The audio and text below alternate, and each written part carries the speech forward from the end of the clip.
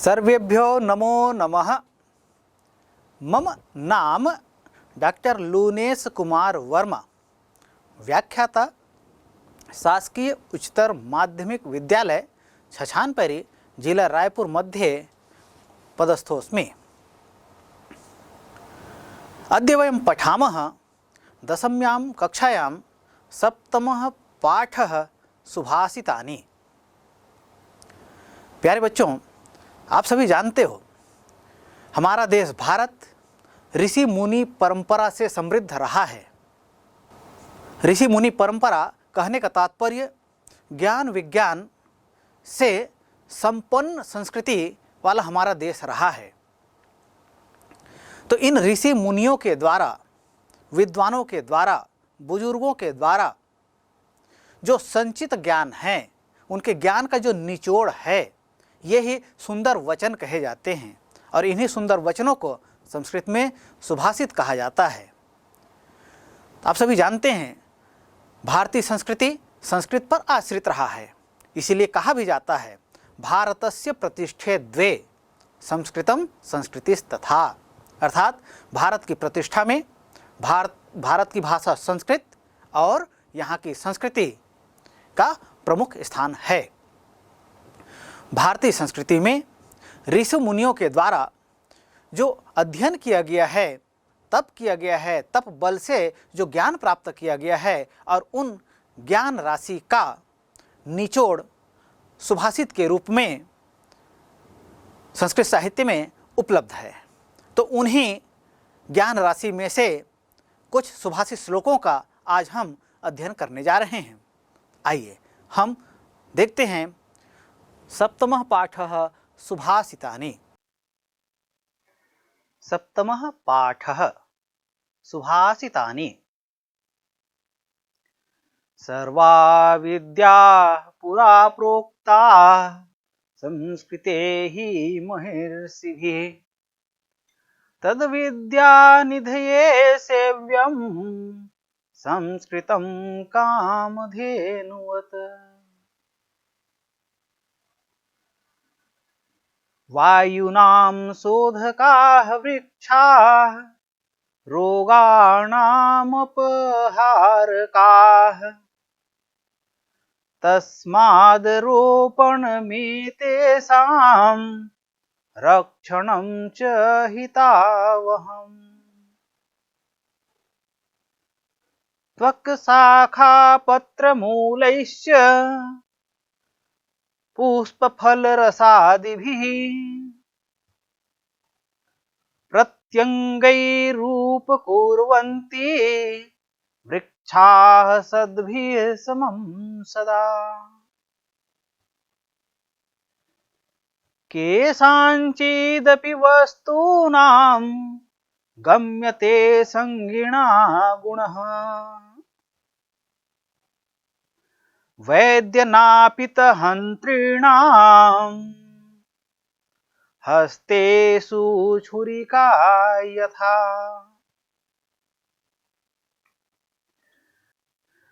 यच्छक्यं ग्रसितुं शस्तं ग्रस्तं परिणमेच्च यत्, हितं च परिणामे यत्ताद्यं भूतिमिच्छता। अनन्तपारं किल शब्दशास्त्रं स्वल्पं तथायुर्बहवश्च विघ्नाः,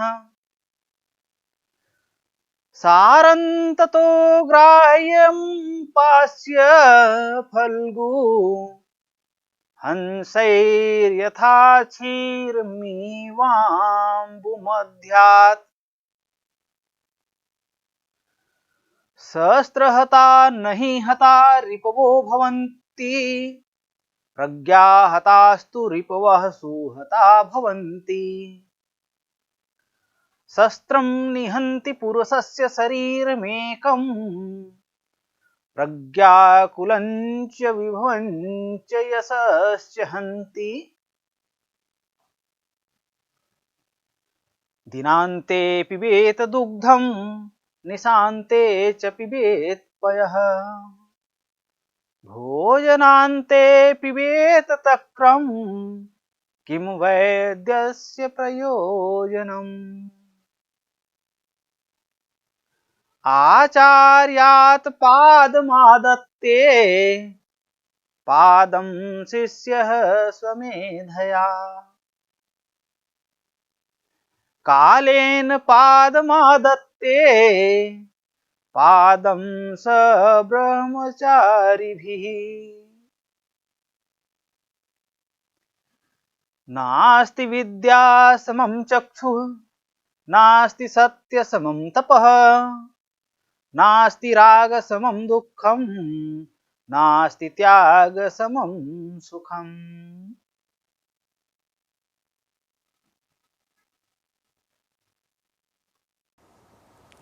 पहला श्लोक है सर्वा विद्या पुरा प्रोक्ता संस्कृते ही महर्षिभिः तद विद्या निधये सेव्यम संस्कृतम कामधेनुवत्।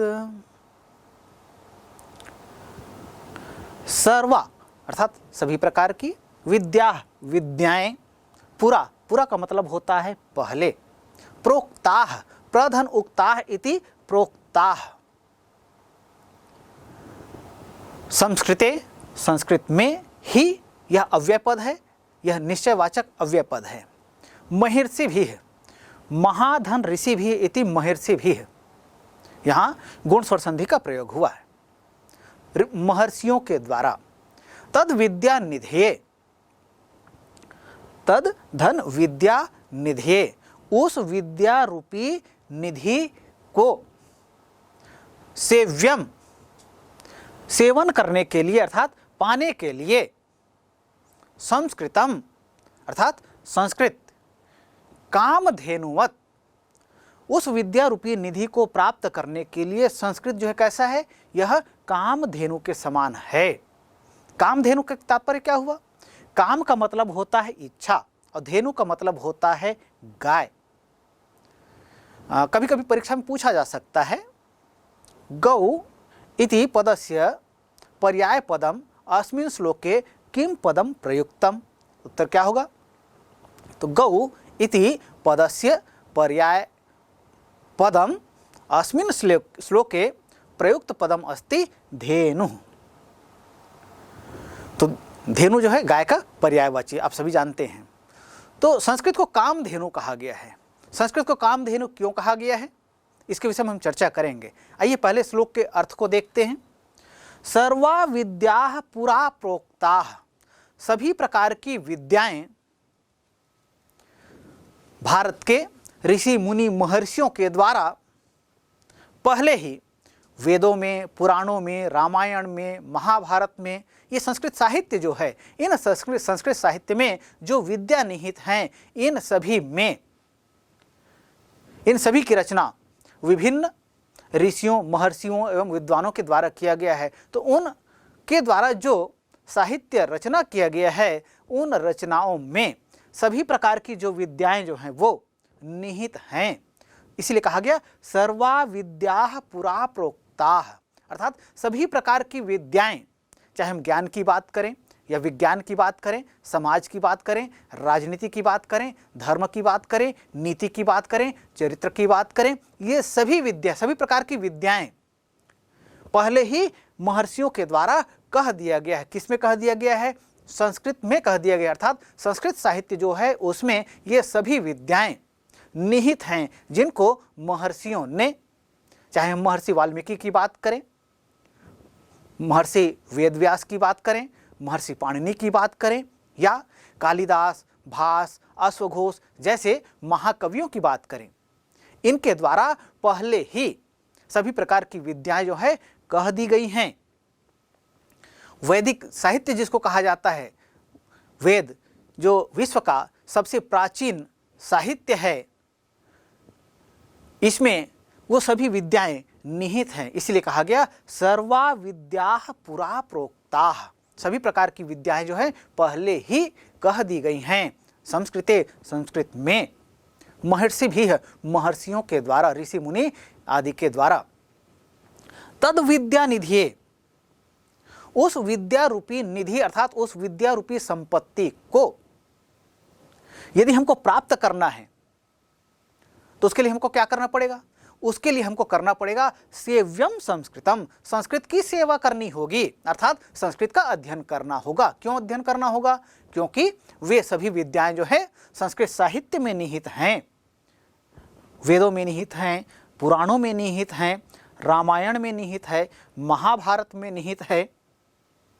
कालिदास, अश्वघोष, भास जैसे महाकवियों के द्वारा जो विभिन्न ग्रंथ लिखे गए हैं, इन ग्रंथों में वो विद्याएं निहित हैं और ये सभी ग्रंथ जो हैं संस्कृत में लिखा गया है। इसलिए इन ग्रंथों में निहित यदि ज्ञान को हमें प्राप्त करना है, उस ज्ञान से हमें लाभ लेना है, तब हमें संस्कृत को जानना आवश्यक होगा। इसलिए संस्कृत का अध्ययन करना होगा। इसलिए कहा गया सेव्यम संस्कृतम, इसलिए संस्कृत की हमें सेवा करनी चाहिए। कैसी सेवा करनी चाहिए?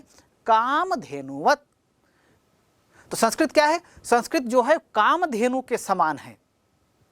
कामधेनु आप जानते हैं, काम मतलब होता है इच्छा और धेनु मतलब गाय। ऐसी गाय जो इच्छाओं की पूर्ति करने वाली हो। आप सभी एक छोटा सा प्रसंग जानते हैं। महर्षि वशिष्ठ के पास में एक नंदिनी नाम की गाय थी। वो गाय जो है वो कामधेनु गाय थी, अर्थात विभिन्न कामनाओं की पूर्ति करने वाली थी। एक बार राजा विश्वामित्र कहीं आखेट के लिए अपने सैनिकों के साथ गए हुए थे और वन में भटकते भटकते भूख और प्यास से व्याकुल होकर वे एक आश्रम को सामने देखते हैं, वहां आश्रम में जाते हैं। वह आश्रम जो है महर्षि वशिष्ठ का था।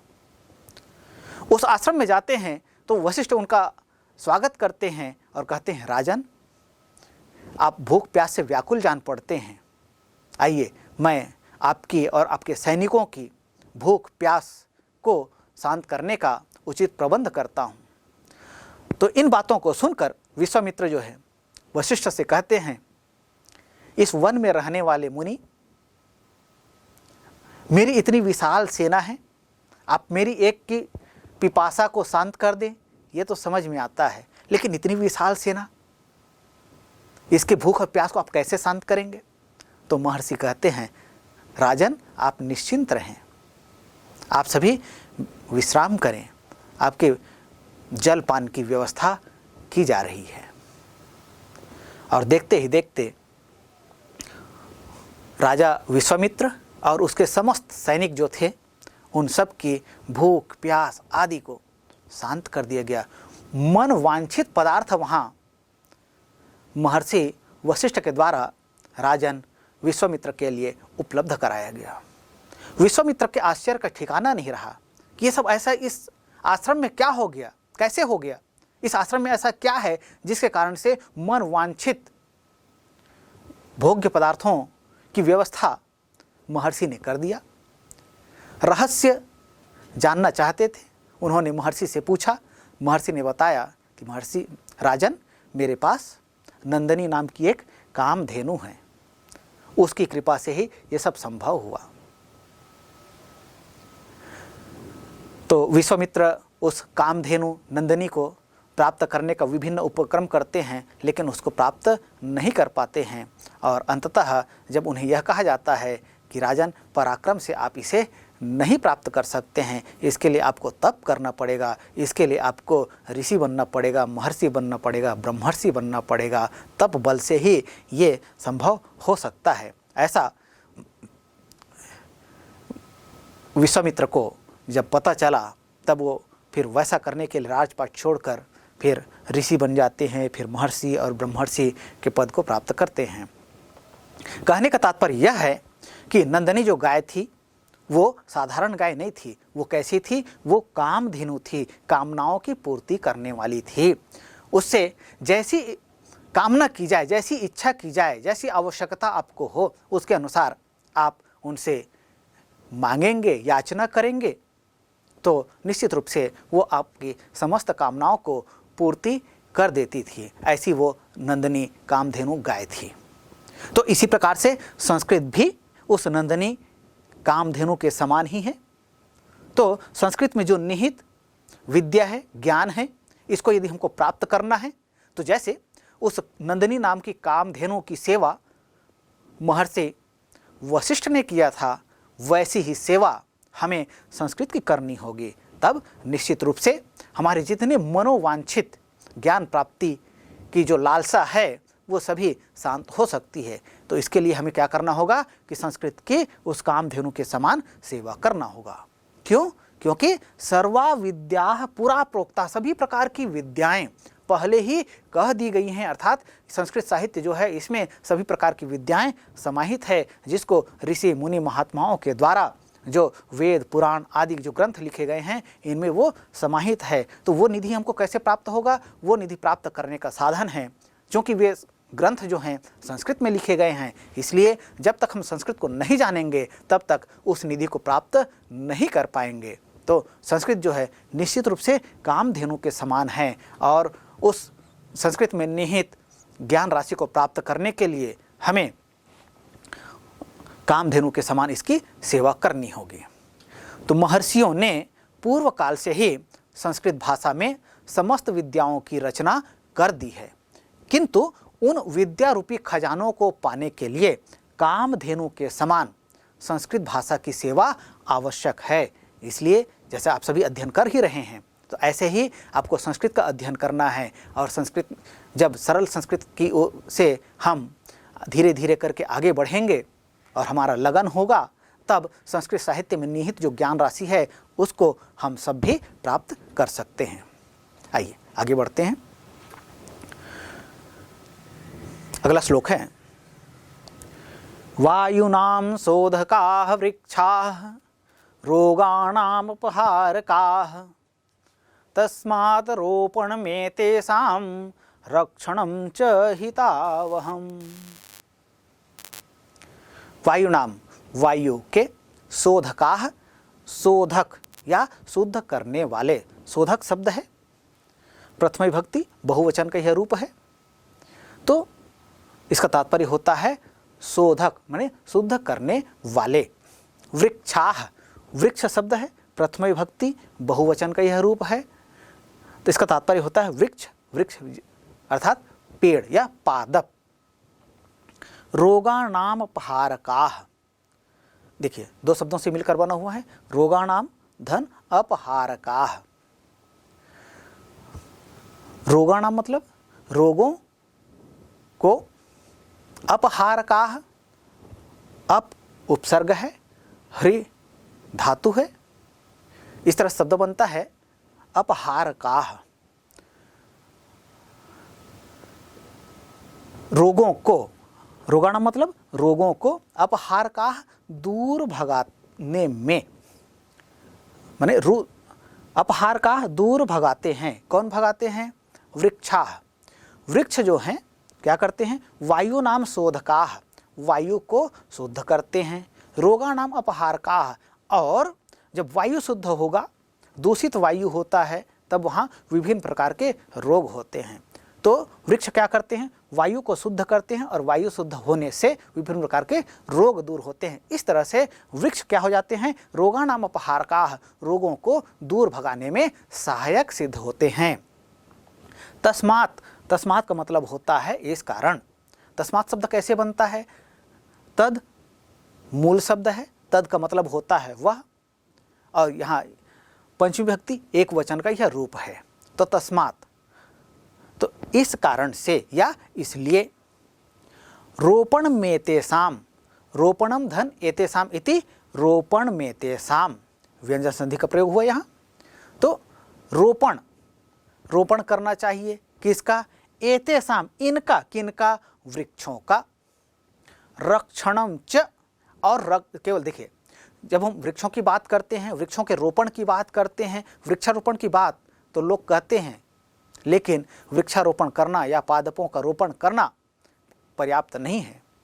रोप देना आसान है, पौधों को लगा देना आसान है, लेकिन पौधों को जब हम लगाते हैं तो साथ ही साथ उसमें जल देना और उसकी सुरक्षा करना, उसमें खाद और पानी बराबर देते रहना, जब तक वे बड़े न हो जाएं, समर्थ न हो जाए, तब तक उन वृक्षों की हमें रक्षा करना होगा। तभी वृक्षों का रोपण या पादपों का रोपण जो है वो सार्थक हो सकता है।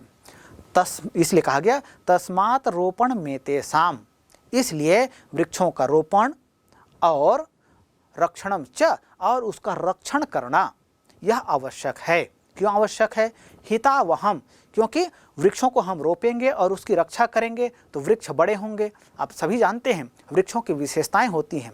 वृक्षों से हमें फल मिलता है, फूल मिलता है, छाया मिलता है, शाखाएं मिलती हैं, जड़ मिलता है, कंद मिलता है।